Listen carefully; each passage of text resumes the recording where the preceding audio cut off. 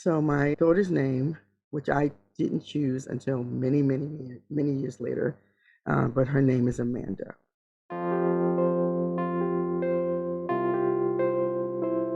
I chose that because it was a name that I was going to name my child that I had many years after that. Didn't really know what the name meant, but after I did something that had to deal with me talking about my stillbirth, the name Amanda showed up for me, and I thought it was a beautiful name.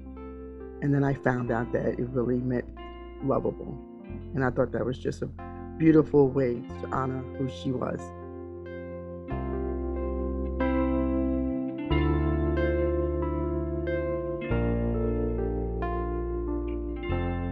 Welcome to Still a Part of Us, a podcast where moms and dads share the story of their child who was stillborn or who died in infancy. I'm Winter Red, and on this episode, Georgette is telling the story of her daughter, Amanda, who was stillborn possibly due to a cord accident. As a word of caution to our listeners, this story contains emotional triggers of stillbirth and infant loss. Please keep yourself emotionally and mentally healthy and seek help if needed. Please respect our moms and dads who are brave and gracious to share their children with us. Georgette is telling about her daughter in storytelling form, which is beautiful and moving. I encourage you to listen to her advice episode 22, for more details of the birth. One last note, please forgive the less than stellar sound quality due to a poor phone connection. Thanks for your patience, dear listeners.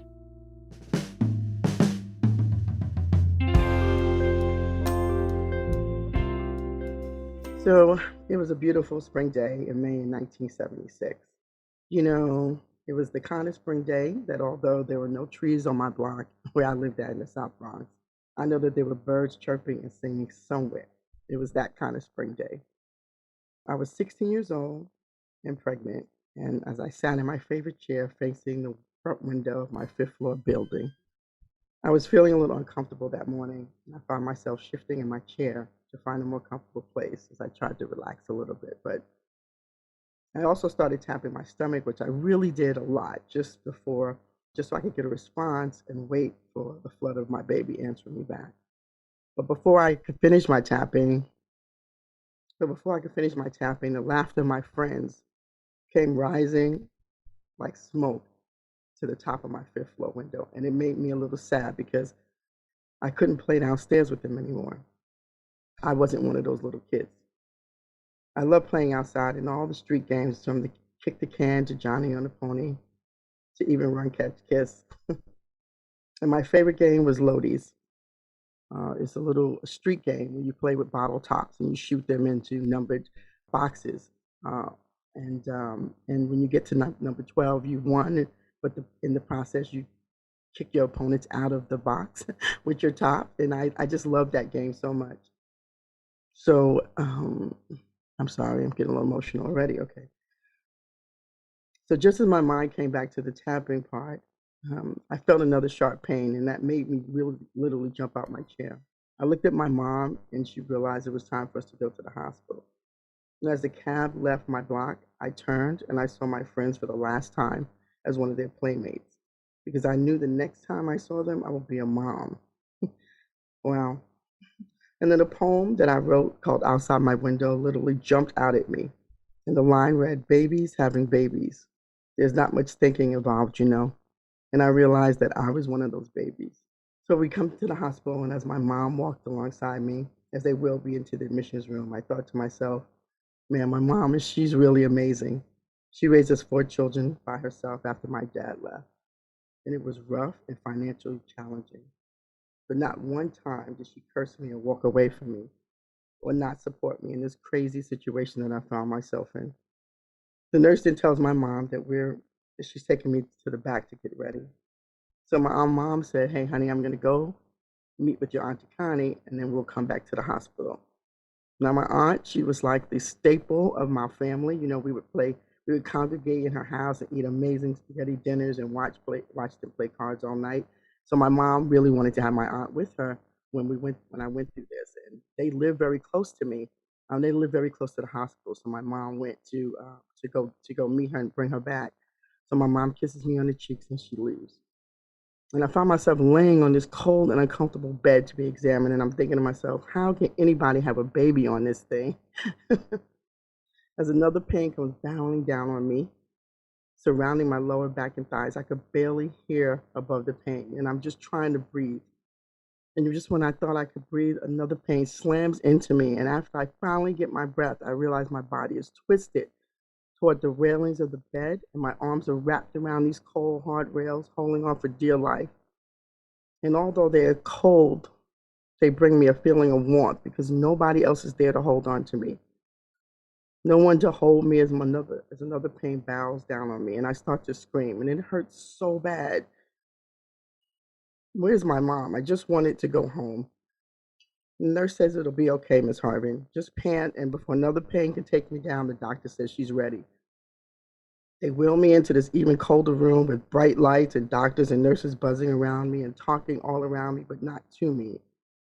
I just wanted somebody to talk to me and tell me what's happening. It feels like I'm outside of my body watching all this frenzy of activity. I'm not part of it until this pain brings me back to reality. And I realize, oh my God, I have to deliver a baby. I just want to scream and tell them how scared I am. I don't know how to do this. Then I just feel this intense sensation to push, and the doctor says, okay, it's time to push, Ms. Harvin. And on my next contraction, I push, and I'm pushing, and I'm pushing. And I ask, is this baby there yet? No, Ms. Harvin. On the next one, your baby will be here, okay? I said, okay. I said, but I have to push. And they said, okay, Ms. Harvin, just go ahead and push. And as I feel these waves of ripples against me, as my baby head comes out, I could feel his shoulder and the knees and the pain. And then all of a sudden, it just stopped, just like that. And I asked my doctor, is my baby out? The doctor says, yes, Ms. Harvin. But I don't hear any crying. And I'm really a little confused. I don't know what's going on. That's really not what I've seen in the movies, that I've seen the mother is pushing and pushing and pushing, and the baby comes out, and there's a baby crying for her. But there's no baby crying for me. All I can hear is the deafening sound of silence.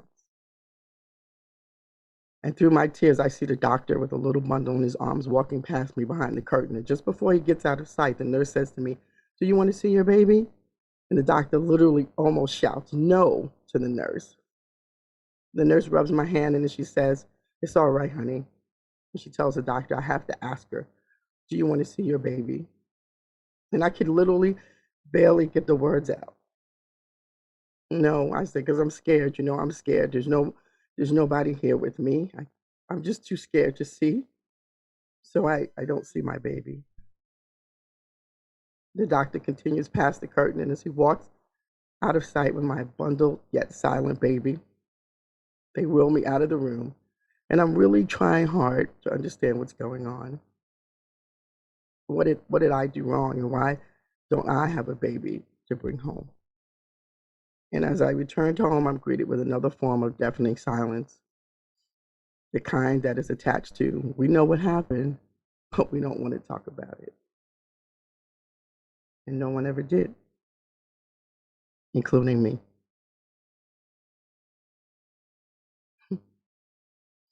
And after all those years, I always wanted to know what it all meant. Why was she there for 8 months? Why was she even conceived that this was going to be what it was? And soon a voice rose up inside of me that wouldn't stay silent anymore. And it said she was conceived to give you resilience, love, and strength. All the things that I would need on so many journeys in my life. And to give her a voice.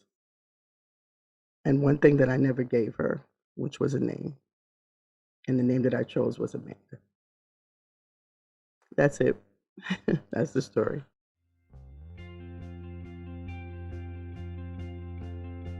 Many thanks to Georgette for being vulnerable and sharing her story of her dear Amanda with us. Head over to our website, stillapartofus.com, where you can find the show notes including a full transcript of this interview and any resources that were mentioned, where you can sign up for a short and helpful email newsletter, where you can learn how you can become a patron and support the work it takes to produce the show for just a few dollars a month, and lastly, where you can find out how to get in touch with us if you want to share your child's story on the show.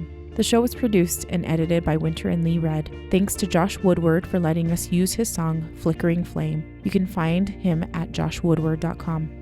Lastly, subscribe to this podcast and share it with a friend that might need it and tell them to subscribe.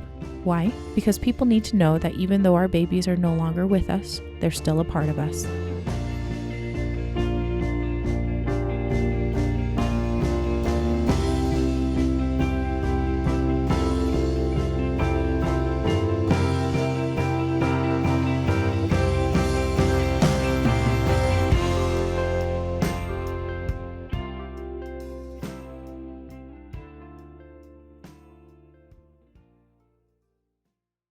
If you are the smartest person in the room, then you are in the wrong room. Confucius.